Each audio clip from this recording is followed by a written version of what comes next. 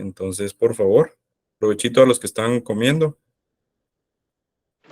Gracias, Lick.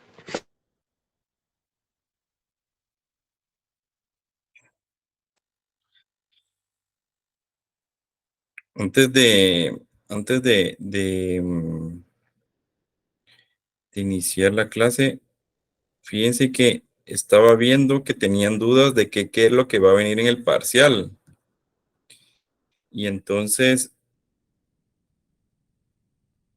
solo déjeme que...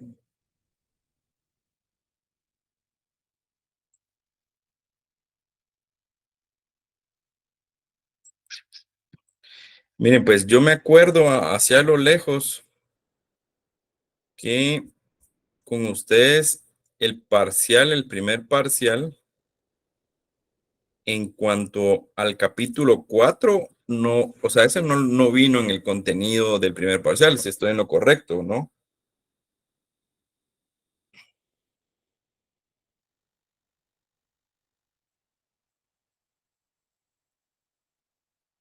Todos tienen ahí su contenido que les trasladé.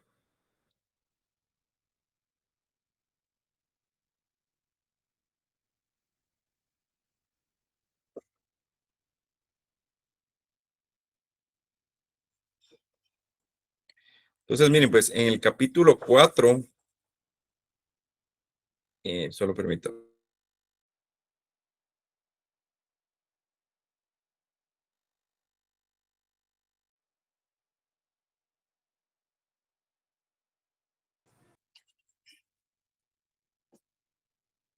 Entonces, como les comentaba,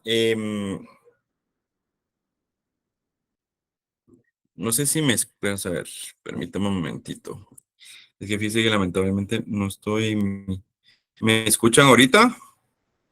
Sí, licenciado. No sé, no se traba.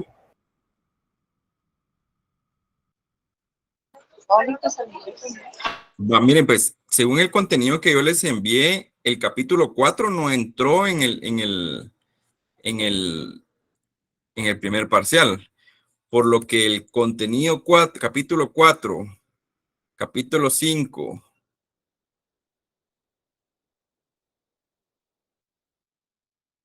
capítulo 6,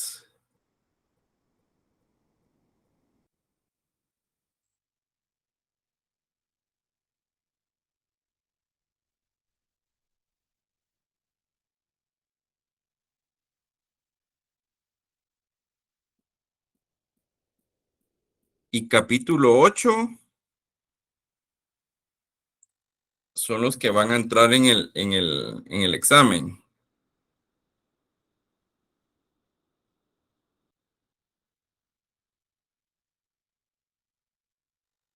Sería capítulo 4, 5,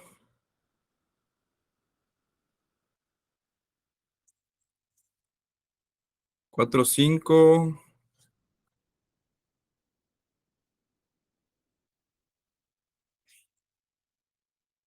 4, 5.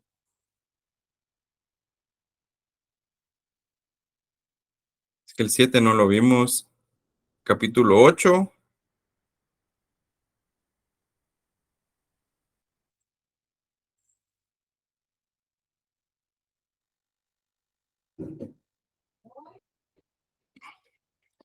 Y lo del licenciado Milton Escobar.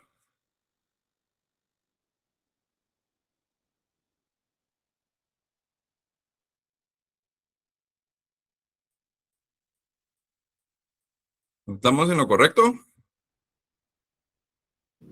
Licenciado, perdone, el 6 también lo mencionó. Es que fíjese que el 6 creo que no lo vimos, porque el 6 es el de 4, 5. El 6 es de policía, entiendo, de control judicial privativo y constitucional de los actos de la administración pública guatemalteca. Y ese no me acuerdo haberlo visto con ustedes. No, licenciado, ese no. Ese no lo vimos, ¿verdad, Nire? No, licenciado. Sí, ese no. Entonces, miren, pues, como les decía, sería el capítulo 4, 5, 8 y el licenciado, y lo que diga el licenciado, y lo que nos dio el licenciado Milton.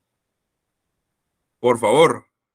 O sea, sobre lo que viene el contenido, el contenido que yo les envié, de eso es lo que viene en el examen. Sería capítulo 4, 5, 8. Licenciado. Sí, y lo que dijo, y lo que nos impartió el licenciado Milton. Laura Chacaj, ¿estará ahí?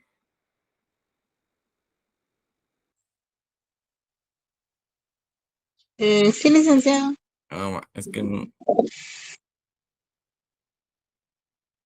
Sí, viene bien cargado el examen parcial. La verdad que sí viene bastante porque sí es bastante contenido. Entonces, son preguntas directas, esperaría yo, de un punto cada uno, o sea, son 40 preguntas. ¿Oyeron? Así que espero que hayan rezado bastante en la Semana Santa y que hayan cargado bastante, y los que no son católicos, que hayan orado bastante, y los que no son católicos ni cristianos y no tienen alguna, no creen en nada, pues que ahí que lean bastante.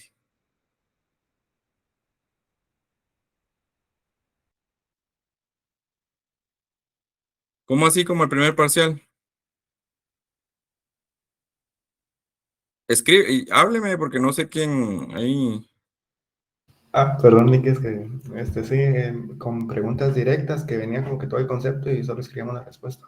Pues eso esperaría, la verdad que yo espero hacerles el examen muy sencillo, la verdad. Sin embargo, hoy estaba revisando el listado de asignados conmigo y ya tengo 198, entonces creo que, no, 196. O sea, sí se desasignaron varios estudiantes conmigo, entonces, pues yo espero imprimir alrededor de 200 exámenes. Sin embargo, hay personas que no se hicieron el primer parcial. Desconozco por qué no se lo hicieron. Si van a hacer el segundo parcial, esperaría que saquen 31, porque ahí se recuerdan que zona mínima para poder cursar el final es 31 puntos. Entonces, Elmar, le pido por favor a los que se acaban de unir, y la condición para que puedan estar en la clase es que puedan encender su cámara, por favor. Si no, pues les pediría por favor que vean de otra manera, porque sí, esa fue la condición para poder dar la clase el día de hoy, estos días que estamos en línea, en virtud de los que le comenté la vez pasada. Creo que no hay excusas, la verdad. Así como Nire, hay otros estudiantes que están cenando. Nire va en bus, inclusive, y aún así lleva la cámara encendida. Así que yo les pediría, por respeto a los demás compañeros, que enciendan su cámara. eh, y si no están en condiciones o están en alguna actividad o están de fiesta o algo así por el estilo, entonces no se conecten. La verdad que no creo que así bien dicen que el estudiante de la San Carlos se gradúa por esfuerzo de propio, ¿verdad? Entonces, Licenciado, sí, pero fíjese que si yo enciendo la cámara se me empieza a trabar más, entonces no sé si va, bueno, por lo igual lo menos, puedo encender, pero no, no tenga no pena, pero sí entendería mucho, la verdad. hay justificación. Andrea Mercedes Farfán, Ana Elizabeth Zoom. Aquí estoy, licenciado. Va. Sí, Nere, no tenga pena. Gracias, Ana. Bueno, entonces miren, pues, Licenciado, perdone, fíjese que yo no la tengo activa porque estoy conectada con datos. La voy a encender un ratito, pero si vaya, no te se da me pena, pero por lo apaga, menos me explicó, porque hay personas que no se conectaron. La vez pasada una compañera pues me dijo que estaba en el trabajo y no le iba a conectar, entonces, pero creo que es las ganas de estudiar y aprender. Entonces, miren, pues, como les comentaba, entonces, a los que están, los 85 que estamos conectados, capítulos 4, 5, 8 y las diapositivas que me proporcionará el licenciado Milton Escobar. Así que les pediría, por favor, que empiecen a estudiar, dado que el lunes ya tenemos el examen parcial de la próxima semana. Entonces, sí les pediría, por favor, que empiecen ya a estudiar para que su nota no salga mala. ¿Oyeron? ¿Alguna duda o consulta?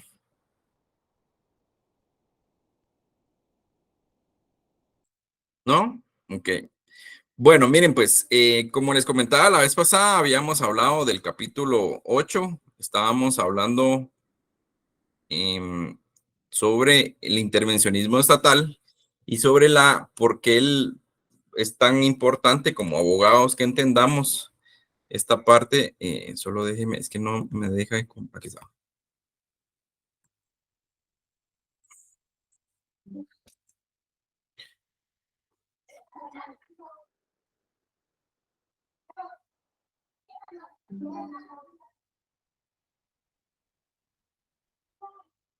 Bueno, está bien, Ingrid. Que me habló Ingrid. Va. Entonces, como les comentaba, el capítulo 8 hablamos específicamente del intervencionismo estatal, del intervencionismo de la propiedad privada y por qué es tan importante en cuanto a la participación del Estado, pongamos. Si le pregunto a alguien o que me explique más o menos qué entendió, Jeremy Esteban Porojo.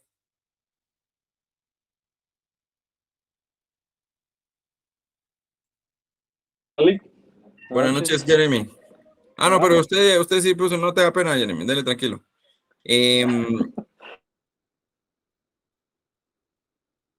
Laura Chacaj, ya me habló. No, Leticia Cabrera Hernández, buenas noches.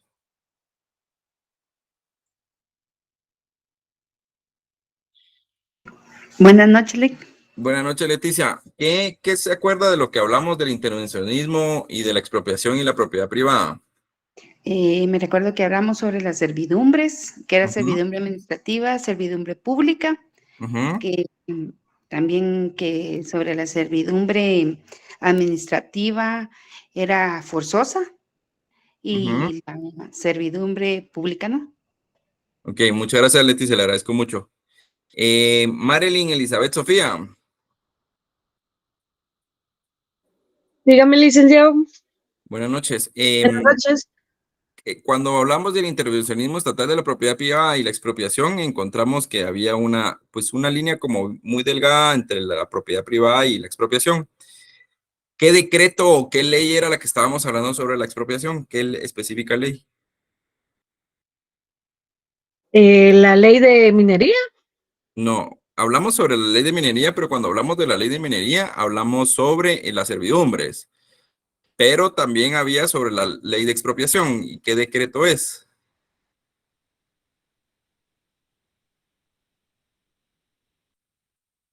¿No se acuerda? No, no me acuerdo, licenciado. Bueno, gracias.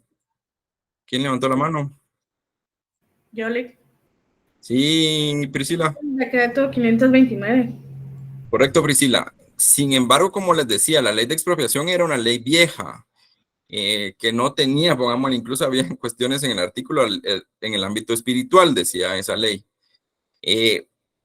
Les estoy preguntando porque quiero que entiendan, tomámosle, y eso es lo que me interesa mucho, es el intervencionismo, por qué es tan importante el ámbito de la propiedad privada, que es un derecho inherente, que lo dice la Constitución Política de la República, y el derecho de expropiación, que están conexos, pongámosle. Y como les decía, pueden ser aliados, pueden ser afines, pero no iguales, o sea, no son iguales, o sea, no tenían esa parte. Y entonces, después hablamos sobre las servidumbres administrativas, sobre las características de las servidumbres legales, las servidumbres administrativas y civiles, que era lo que hablábamos, que pueden ser afines al derecho y civil, pero no ser idénticas. O sea, cuando lo hablábamos era que las servidumbres no podían ser iguales, o sea, no podían tener afinidad, sí, claro, pero no podían ser idénticas, obviamente porque son antagónicas en ciertas partes. Entonces, es importante que entendamos cuál es la importancia de las servidumbres administrativas, por qué es una afinidad del derecho civil que tiene relación con el derecho administrativo. Como les comenté, la verdad espero que en su código civil hayan marcado los artículos que están en lo que yo les mandé. Y luego empezamos a ver las regulaciones de las servidumbres administrativas que está en la ley de minería, el código civil, etcétera, etcétera. Pero también empezamos a hablar que los elementos de las servidumbres administrativas son los elementos reales y el elemento personal. Claro, aquí tenemos que entender que no voy a adentrar, pongámosle en el derecho civil. Esperaría yo que ustedes ya tengan la base fundamental del derecho civil, en virtud que pues son parte de las servidumbres, algo que ya vieron del derecho real, del derecho personal, etcétera, etcétera. Esperaría yo que lo hayan visto. Entonces, como les comentaba, el derecho o elemento real de la servidumbre consiste en la obligación que pesa en el inmueble de la propiedad privada. O sea, el de elemento real es que hay una consistencia de la obligación que pesa en el inmueble de la propiedad privada. O sea, la propiedad privada tiene una obligación que está obligatoria, pongamos. Y el elemento personal es la persona privada, individual o colectiva propietaria del bien grabado o de la propiedad del bien. ¿Sí? ¿Estamos claros? Elementos de las servidumbres administrativas, elemento real y elemento personal. Yo me acuerdo que les puse la vez pasada, les ponía persona, pónganse un ejemplo, les ponía en el examen primer parcial, les puse persona, propiedad privada, individual o colectiva propietaria del bien, y les ponía ahí qué tenían que resolver, o cuál era la pregunta, o cuál era la respuesta, perdón. Y solo tenía que poner, la vez pasada creo que era reglamento y ley, pongamos, era la fuente. Entonces, creo que ahorita va a ser parecido, por lo que yo les esperaría que analicen y revisen lo que les estoy consignando para que ustedes puedan poner las respuestas. Les voy a poner, vamos a hacer un ejemplo. ¿Cuáles son los elementos de las servidumbres administrativas? Son el elemento real personal.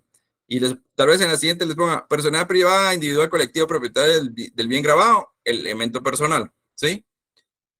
Entonces, como les decía, era importante que entendiéramos cuál es el intervencionismo estatal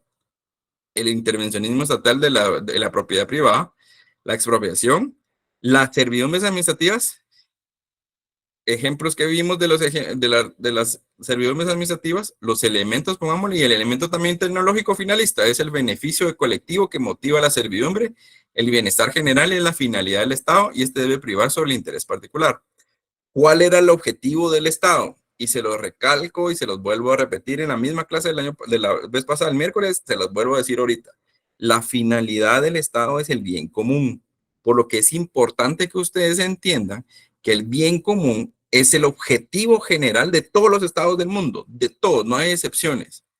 Claro, pueden buscarse los beneficios, pongámosle del bien común, claro, pueden buscarse de una forma, ideológicamente pueden ser de forma derecha, pueden ser de forma izquierda, pueden ser de forma como quieran, pero el objetivo en sí es el bien común. En teoría, pongámosle en la aplicación del Estado de Derecho eficiente, obviamente vamos a entender que el bien común debe aplicarse con un Estado de Derecho fortalecido, con un sistema de justicia eficiente, etcétera, etcétera, etcétera. Por eso cuando muchas veces nos comentan, y eso se los recalco a ustedes van a ser abogados, van a ejercer en el sistema de justicia. Ustedes tienen que aplicar el sistema de justicia. Y por lo mismo yo les pido a ustedes que cuando estén en el sistema de justicia, no se involucren. La línea del abogado es muy delgada entre el bien y el mal. Se los prometo, es muy, muy, muy, muy delgada. Hoy pueden ser, aquí creo que hay una compañera, dos compañeras, Jeremy creo que se dedica más en el ámbito privado, pero no me dejará mentir, hay personas que trabajan en el ámbito en procuración o que trabajan en el sistema de justicia y la línea es muy delgada, o sea, de jalar un expediente, que está hasta abajo para ponerlo hasta arriba y por tal circunstancia, es bien importante, pongámosle el sistema de justicia. Por eso es que cuando ustedes estén en el sistema de justicia, cuando estén participando, van a darse cuenta. Yo les pongo un ejemplo y se los decía la vez pasada. Cuando ustedes entren a las carceletas ahí en tribunales, carceleta independientemente, pongámosle la de Misco, que a mí me tocaron la de Misco, y en la carceleta de ahí de zona 1, ustedes van a sentir algo muy pesado, de veras muy, muy pesado. Y espero que no hayan estado en carceleta por diversas circunstancias, sino porque ojalá hayan asistido, sino porque obviamente, o que los hayan agarrado en tiempo de pandemia, los hayan agarrado en sus tragos, ¿va? Espero que no. Sin embargo, cuando entren a carceleta y cuando vean el sistema de justicia, van a ver muchas deficiencias. Y ustedes como abogados deben de buscar y luchar por esas deficiencias. Por eso cuando yo les comentaba el sistema y la frase les decía, cuando tengan que buscar, tengan que elegir entre la justicia y el derecho, elijan la justicia. Porque la justicia, esa va a dar una solución, va a ser reparadora, va a amalsamar esa parte, etcétera, etcétera. Por eso yo les digo, si conocen ustedes sobre la administración pública, cuando ustedes conozcan la esencia de la administración pública, que es el bien común, van a entender que todas las circunstancias que generan en el sistema de justicia es el objetivo del bien común. Muchas veces se critica el sistema de justicia porque se dice, no sé si hay como 2 personas aquí con nosotros que trabajan en el sistema de justicia y en el sistema de justicia ganan bien. La verdad que no, creería yo que no pudieran quejarse, pongamos hasta cierto punto. Pero el hecho de invertir en el sistema de justicia es invertir en el Estado de Derecho. Por eso nunca vean la inversión del sistema de justicia como un gasto, sino como una inversión. Claro, pues el sistema de justicia puede tener transversiones, puede, etcétera, etcétera, etcétera. Puede que existan gente mala como hay gente buena, eso no lo niego. Pero debemos de entender que nosotros como abogados o próximos abogados o abogadas debemos de entender este sistema de justicia y que el objetivo del sistema de justicia es el bien común, porque el origen del Estado es el bien común. Y por eso es bien importante que entendamos, pongamos el intervencionismo estatal, las servidumbres, las características, porque independientemente ustedes van a recibir o van a ver esas partes. Y el sistema, pongámosle, las restricciones administrativas son limitaciones generales, constantes y actuales que por motivos de interés público se le imponen al propietario de la propiedad particular como condiciones legales para ejercicio de las facultades que le genera ese derecho. O sea, quiere decir, pongámosle, que yo tengo una propiedad. Esta propiedad tiene un pozo, pongámosle, se descubrió agua que emana de donde yo tengo, pongámosle, donde yo tengo sale agua. Y entonces esa agua provee a toda la población de un vital líquido. Obviamente tiene una restricción administrativa, porque esa propiedad tiene algo que genera beneficio a toda la sociedad, por lo que se pone una restricción administrativa. Estas restricciones administrativas se dan usualmente en propiedades, no se dan mucho en las ciudades capital, se dan más en el ámbito de provincia, que necesitan, no sé, que van a pasar por aquí, que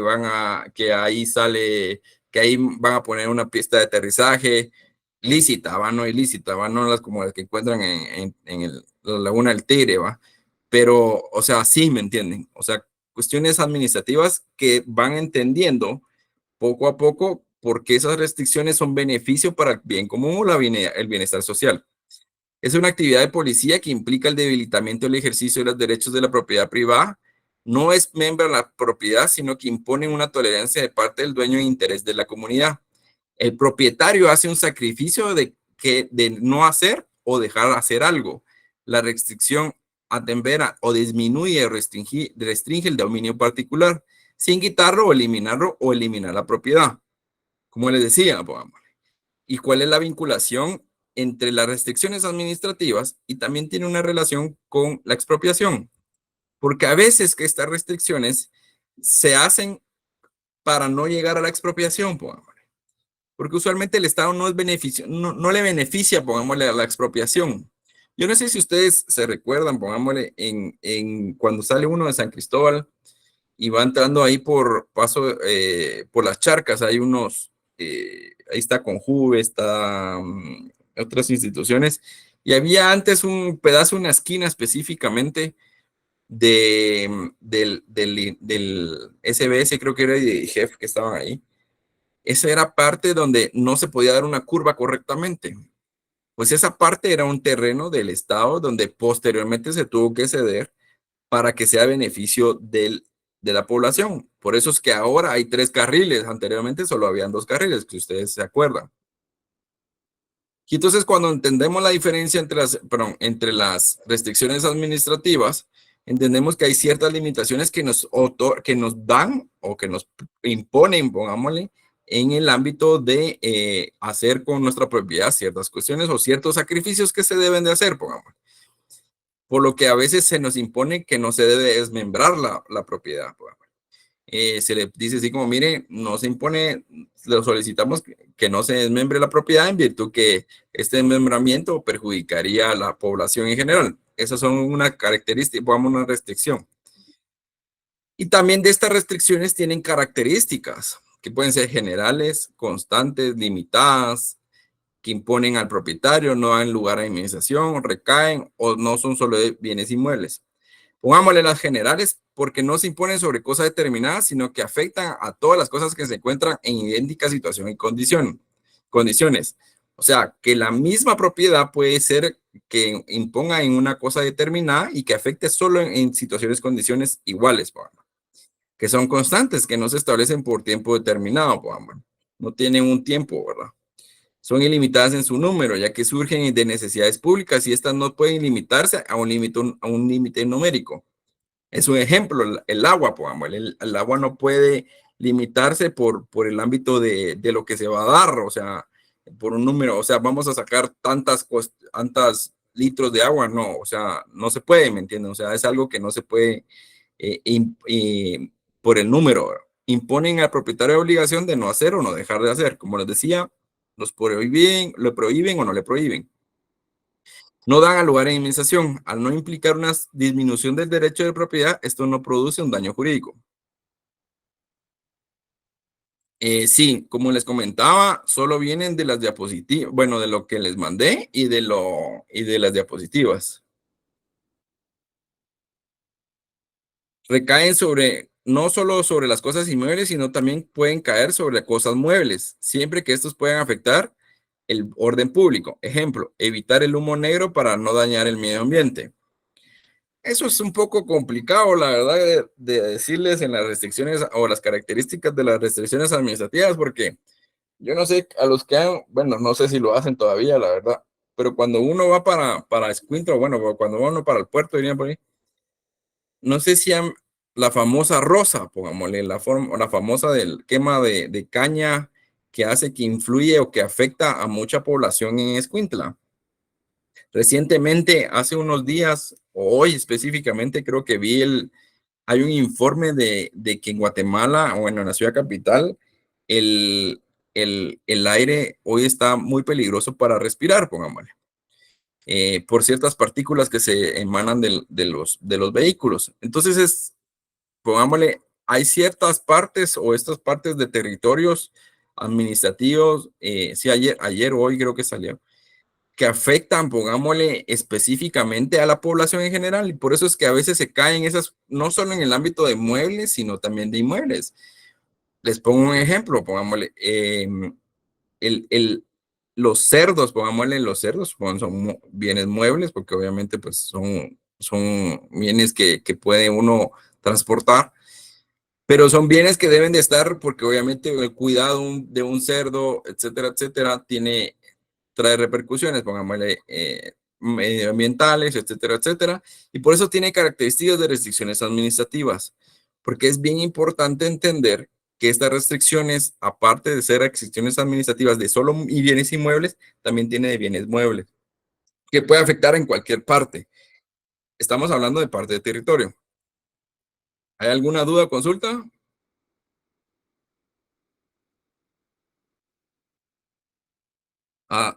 Antonio de Jesús Gómez. Sí, dígame, buenas noches. ¿Cómo está? Buenas noches, ¿cómo le va? Bien, bien, gracias. Mire, solo tengo una consulta. Usted, entre las diferencias entre servidumbres administrativas y civiles, ¿cuál fue la diferencia que encontramos? ¿Por qué encontramos qué diferencia hay entre eso?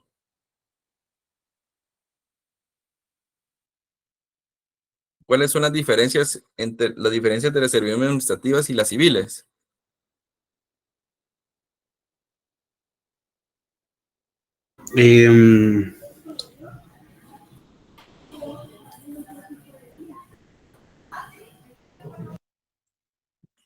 Si no saben, no hay problema, Antonio, no se preocupe. No, disculpe, es que...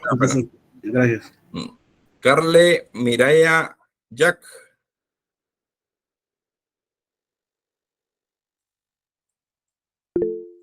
Sí, licenciado. ¿Cómo está? Buenas noches. Buenas noches. Que la servidumbre civil se sujeta a particulares y la servidumbre administrativa es al Estado. Eso es colectivo. Ok, gracias, Carle. Ana Elizabeth Zoom. Licenciado, yo solo quería aportar que son reales. Esa, o sea, podría ser una de las diferencias pues que son reales, ¿verdad? Sí, totalmente. Sí. Totalmente. Gracias, Ana.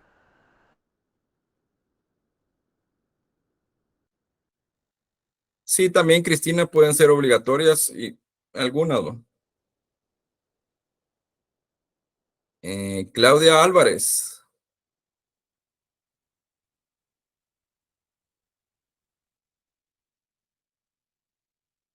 Claudia Álvarez.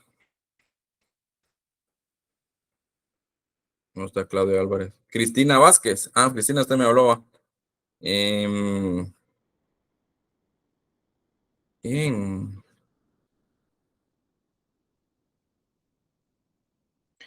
Juan Antonio Morales. ¿Cómo se llama como yo? Juan Antonio Morales. ¿Cómo está? Buenas noches.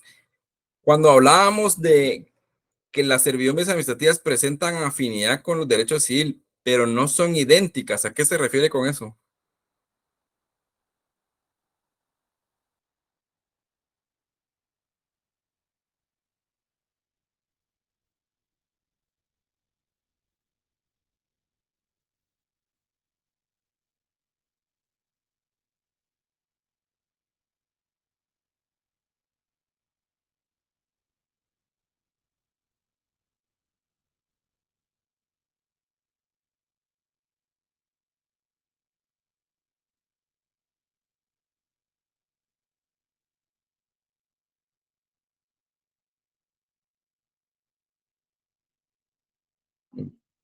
Gracias, Juan Antonio.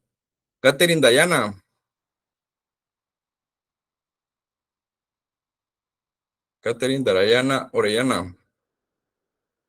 Buenas noches, Lick.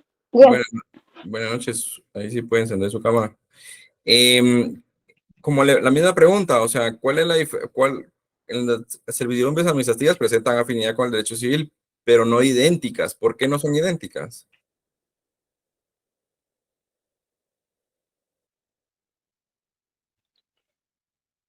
No, no sé si me escucha, Lick, no tengo mucha No, señal. No tengo encendida mi cámara también, pero no sé si me mira. no, no, Catherine. Pero la escucho, cuénteme. Mm,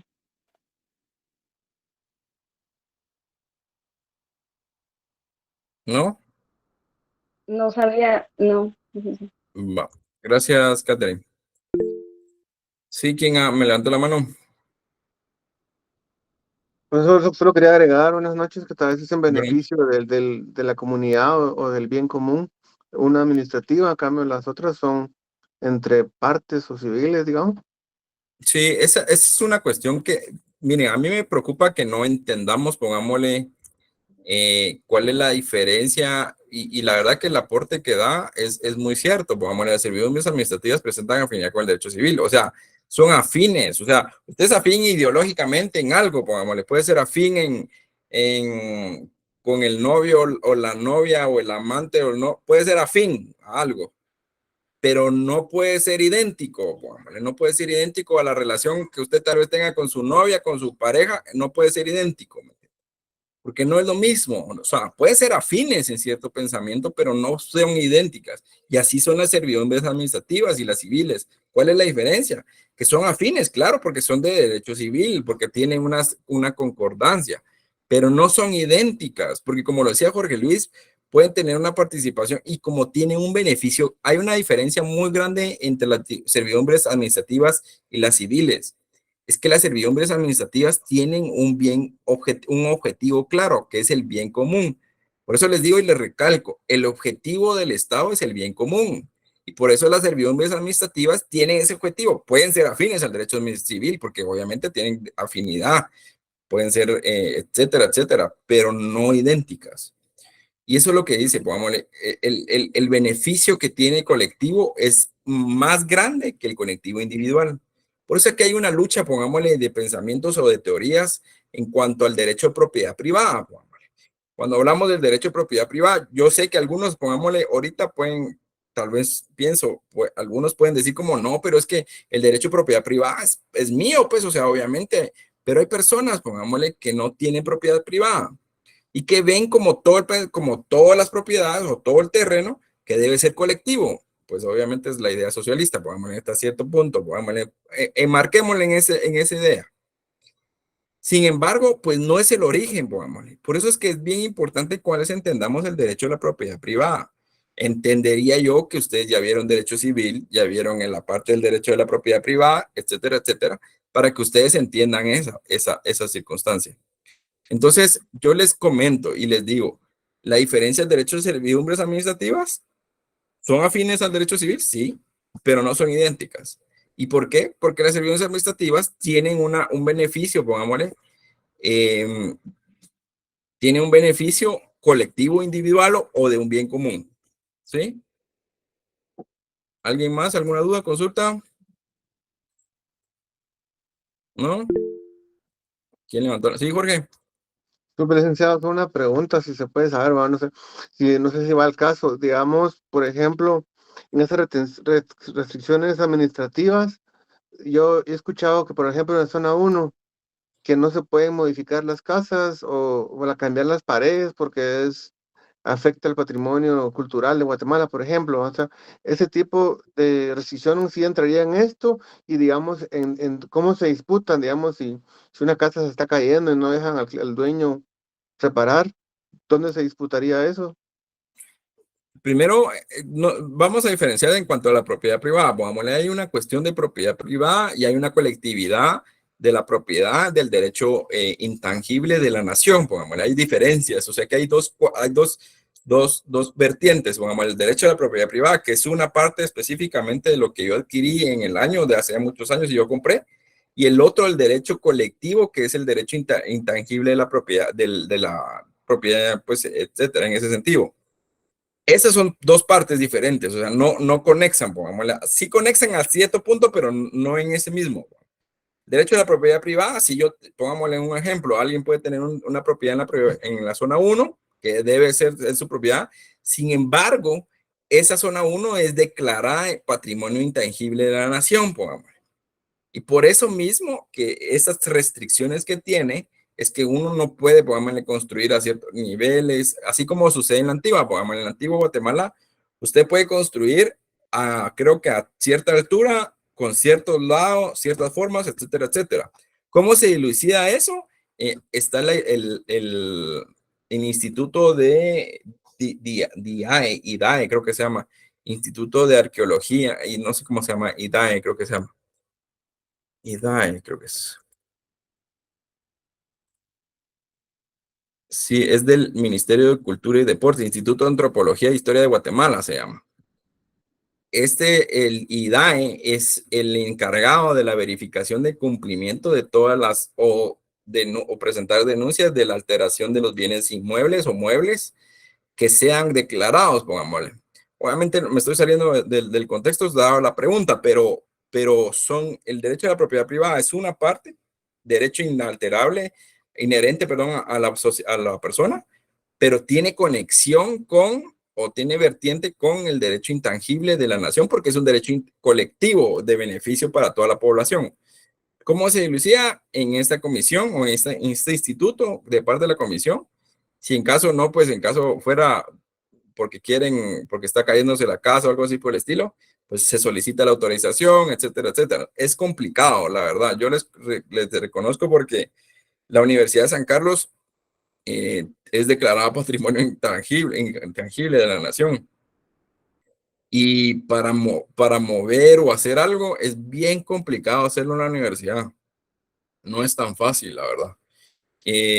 Como les comentaba hace unos años, ahí en la facultad, atrás del S2, hay una plaqueta que muchos pasan, la verdad, y no nos damos cuenta. Hay una plaqueta dedicada a una persona de pueblos originarios que fue enterrada, no se sabe específicamente en qué parte de la Universidad de San Carlos, en cuanto a la quema de la Embajada de España del 82. Cuando ustedes están atrás del S2, ahí del lado de donde están unas banquitas, al frente de una cancha, hay una plaqueta donde está reconociéndose a la persona por la quema de la Embajada del 82.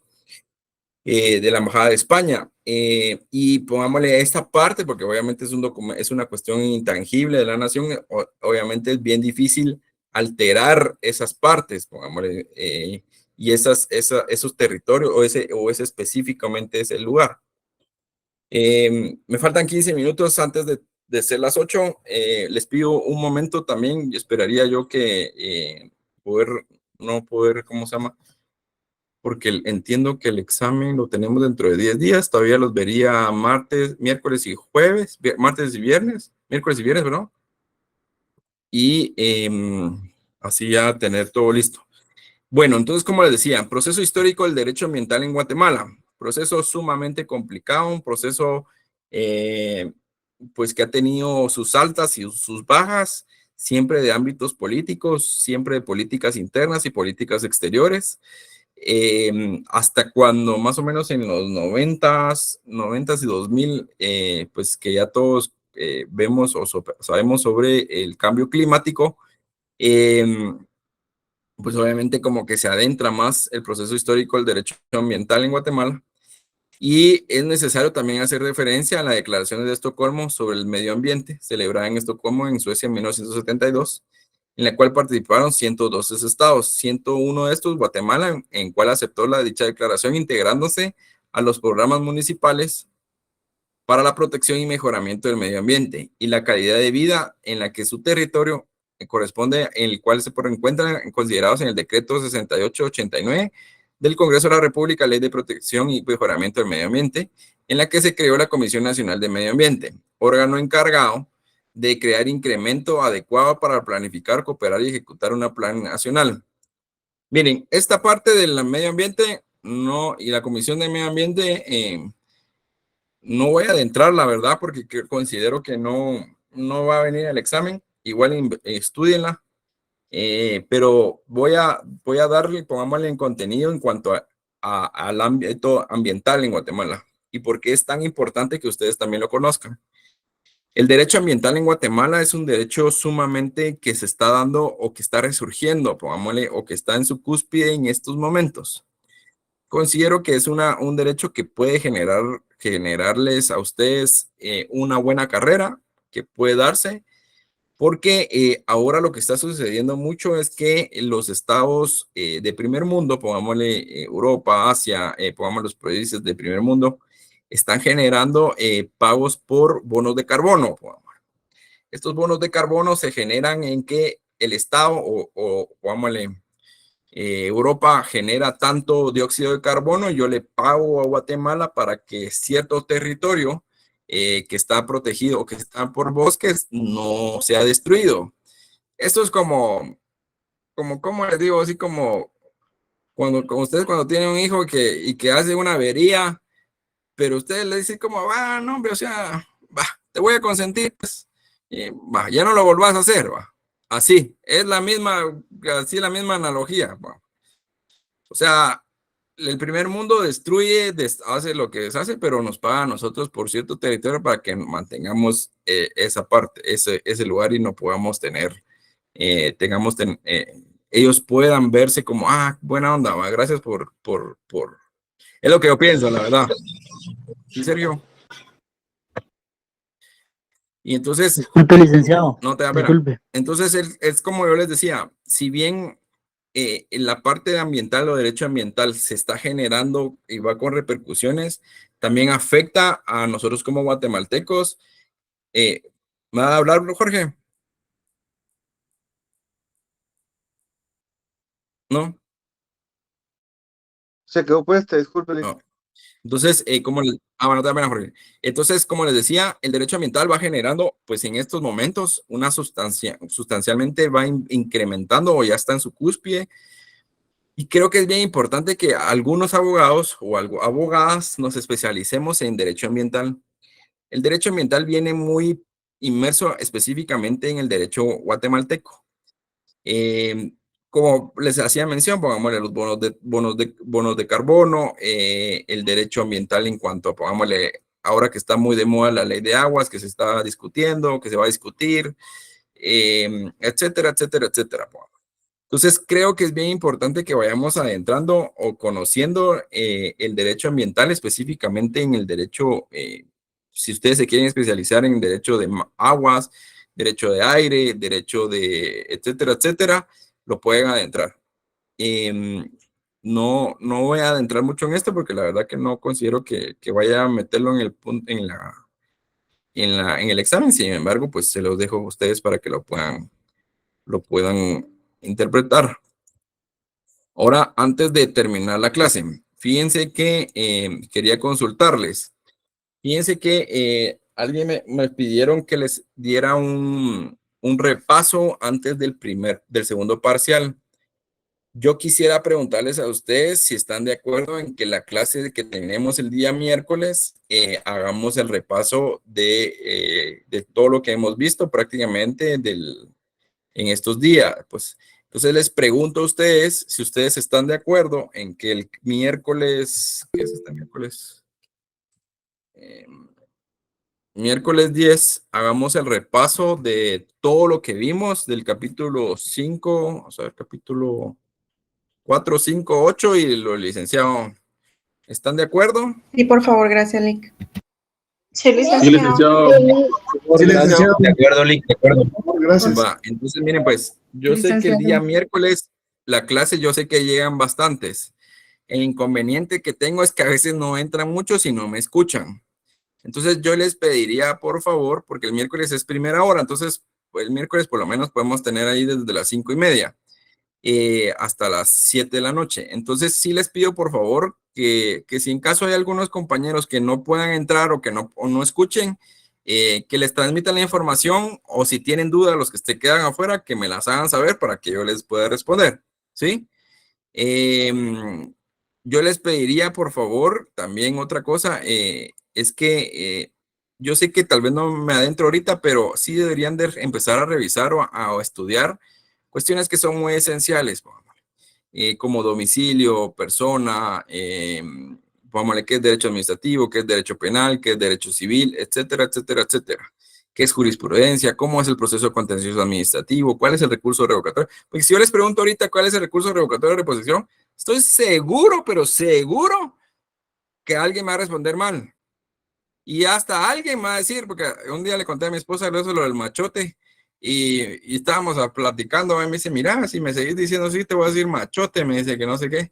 Y entonces le digo yo, ya que puros mis estudiantes, vos le digo, porque mencionando el machote, y la verdad que, como les digo, ustedes ya pasaron esa línea de abogado, de esa carrera, o sea, ya no están en el que me gusta o no me gusta, o sea, de veras están en el más. O sea, ya se pasaron. O sea, ahorita ya, como le diría, ya se subieron a la burra, háganle ganas, porque ya están encaramados. Así que yo les pido, por favor, que le pongan ganas.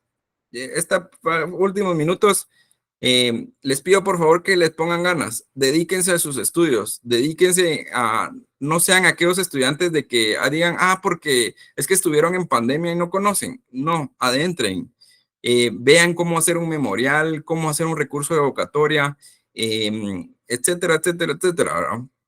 Entonces yo les pido por favor que si ustedes tienen dudas, consultas, yo no sé si una compañera me preguntó hoy porque me preguntó algo sobre el derecho internacional público. Yo doy derecho internacional público, igual les puedo ampliar esa información que la van a tener en el 10º semestre. Espero verlos en el 10º semestre. Espero ver a los 199. Aunque sé que ahorita, después de huelga, se disminuyen, pasan como 5 o 10, pasan menos. Entonces les pido por favor que se esfuercen, que sé que no son malos estudiantes, sé que son buenos estudiantes, pero sí les pido por favor que se esfuercen, que se dediquen más. Miren, yo sé que tienen que trabajar, tienen que cuidar a sus hijos o a sus hijas, tienen que cuidar a su mamá, a su papá. No sé la diversa problemática que ustedes tienen. Se los prometo, yo sé que tienen todos problemas, yo tengo diversos más problemas que los que ustedes piensan. Sin embargo, yo les pido que prioricen sus estudios. Sé que algunos me van a decir, no, pero Lick, pero es que miren, es que tengo que dar, ¿cómo se llama? Sí, miren, pero la carrera les va a generar, incluso les cambia la sociedad. Cuando ustedes les digan, es que ahí viene la abogada o el abogado, miren, hasta cambia la forma de tratarlo. El policía, cuando uno les enseña el carnet de abogado, cambia cómo los trata uno. Entonces, de veras, esfuércense, sean buenos, o sea, para dedicarse al estudio, porque eso les va a cambiar la vida. no solo en el ámbito, el derecho, el ser abogado en Guatemala está muy respetado. Claro, hay abogados buenos y malos, eso no lo voy a negar.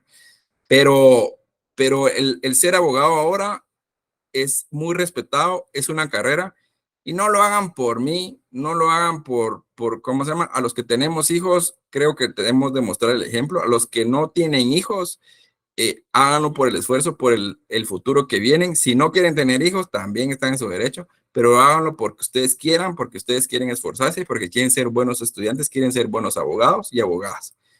Entonces, no tengo más que agregarles. Espero verlos el día miércoles con el repaso. Empezaremos desde el capítulo 4 y 5.